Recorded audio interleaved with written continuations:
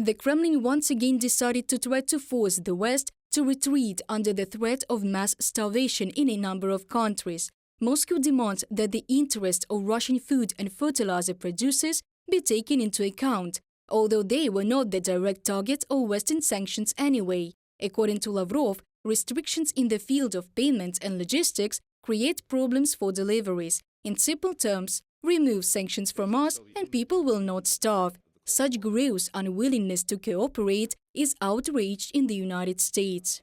I told the foreign minister what I and so many others said last week at the United Nations and what so many G20 foreign ministers said today.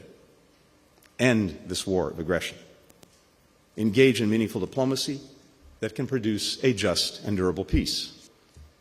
President Putin, however, has demonstrated zero interest in engaging, saying there's nothing to even talk about unless and until Ukraine accepts, and I quote, the new territorial realities. The Black Sea Grain Initiative has reduced food prices in several regions of the world by 18%, according to the UN system coordinator in Ukraine. The United Nations is seeking an extension of the deal because since July, more than 22 million tons of food have been delivered thanks to it.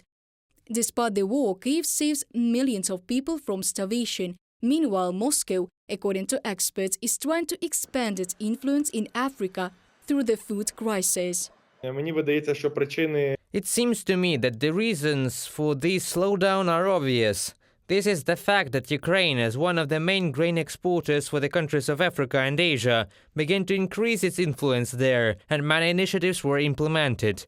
Therefore, this is a desire, on the one hand, to weaken Ukrainian influence on the Asian and African regions of the world. On the other hand, this is such a desperate attempt by Russia to somehow influence the position of the West.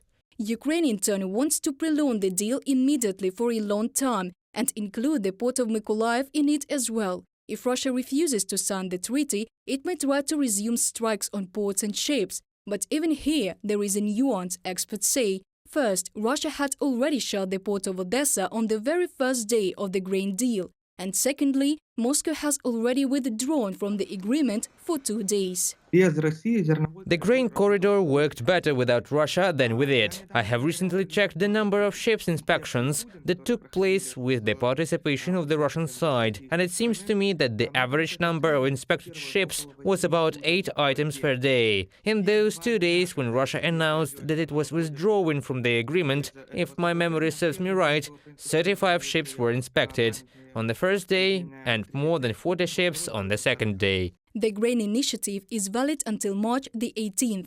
In the next 2 weeks, the parties will try to extend the deal. Reported by Diana Kolesnik, Danilo Kobza, UATV News.